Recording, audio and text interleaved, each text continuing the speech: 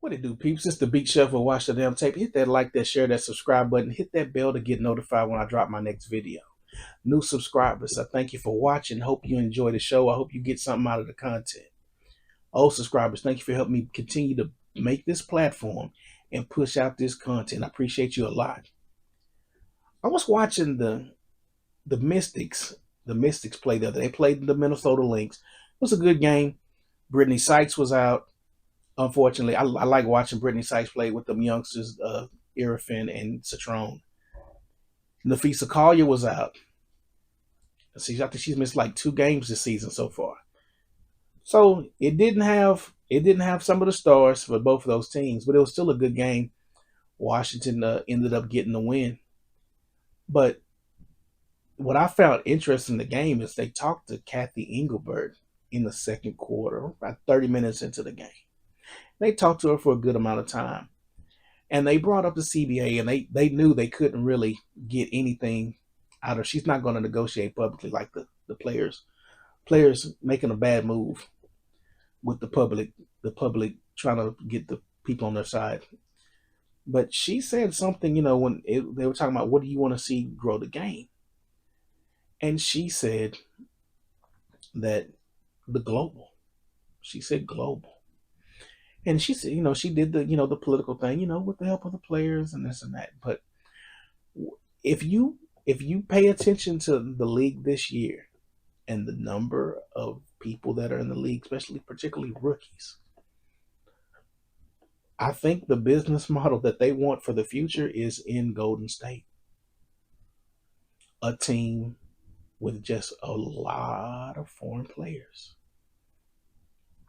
I think they have learned. I think, and they can do it. They can do it a lot smoother and a lot more subtle than the NBA. The NBA's got a super influx of foreign players, but the WNBA, if they want to push out the old guard and the old ways and the old thinking, the best way is to get the foreign talent. And I think that's the reason why in their CBA they're so accommodating, and they're allowing Damaris Dantas and Carmilla Cardoza to go play with their national and their national teams, because eventually they want to have teams in those markets.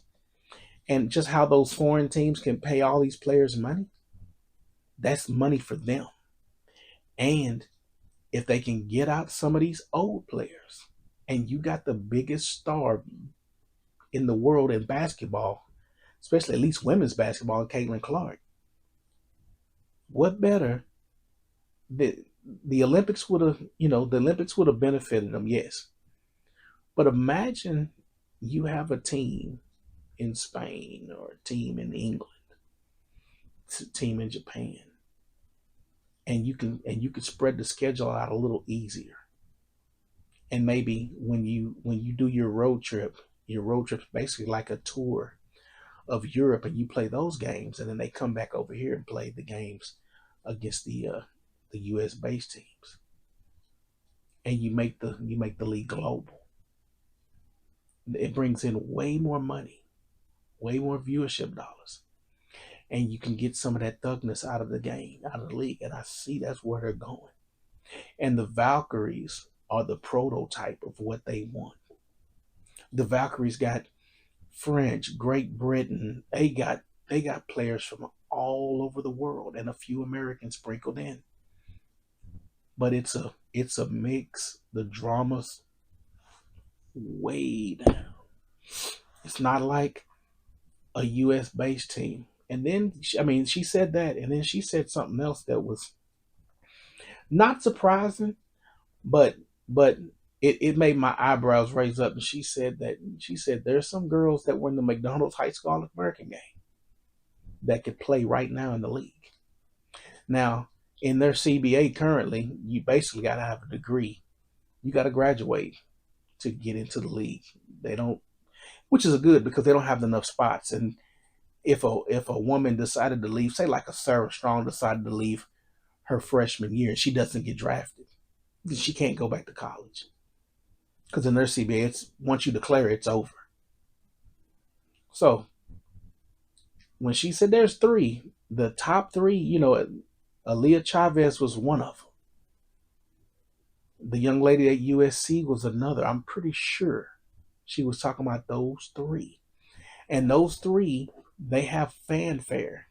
And that's the one thing this league needs is more eyes.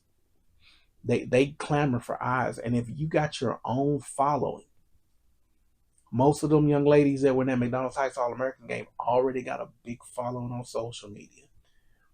Highly recruited, highly touted.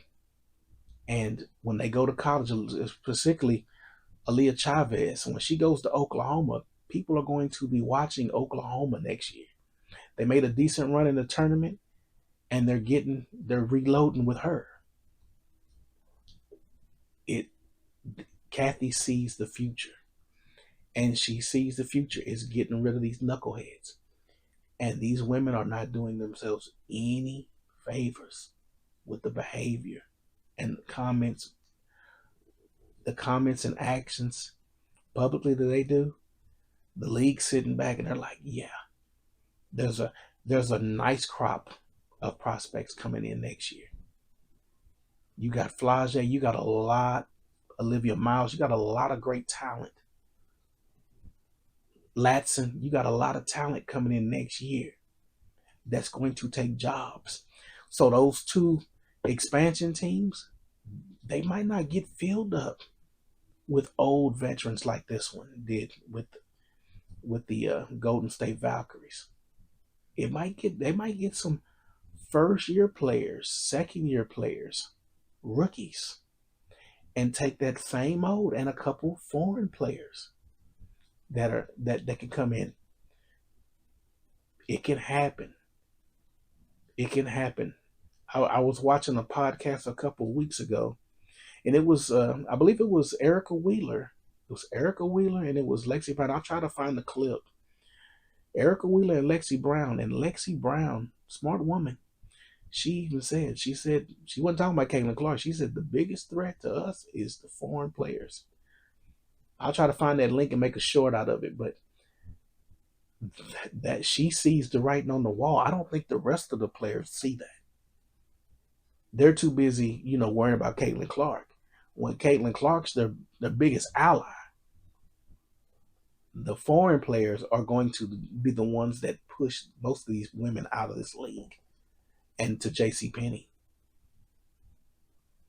UPS is hiring. It's about to happen. But I just thought it was interesting that Cathy Engelbert mentioned the global aspect, and then she mentioned those high school All-Americans. They're already looking at the successors for the women in this league. And when she said three of them can start now, I mean, you don't have to take her as a talent scout. You can talk noise about her business acumen, whatever. She knows it. You can look at the 2023 McDonald's. I collect cards, so I have all these McDonald's high school All-Americans. That 2023 class is littered with players that are going to be in this league. From Juju Watkins, Hannah Hidalgo, Malaysia Fulwale, littered. Ton of them. Michaela Williams. All those young ladies will be in this league. They're going to push out a lot of this knuckleheadness that you guys are getting tired of. I know you're getting tired of seeing thug ball. You want to see some hoopers. We all want to see basketball. This is going to be the transition period. It started this draft. If you notice this draft, they're producing.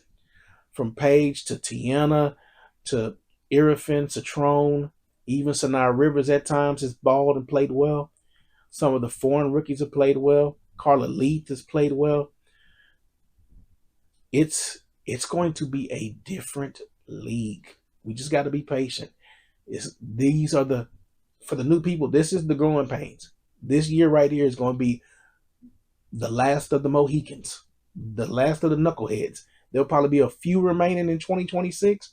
A lot of these women are going to be shown the street. But I just thought that was interesting. I wanted to bring that to y'all's attention because you're going to see it going forward as this transition starts. It's going to be a purge. If you've seen the movie Purge, they about to purge. But let me know your thoughts. Like, share, and subscribe. And until next time, folks, peace.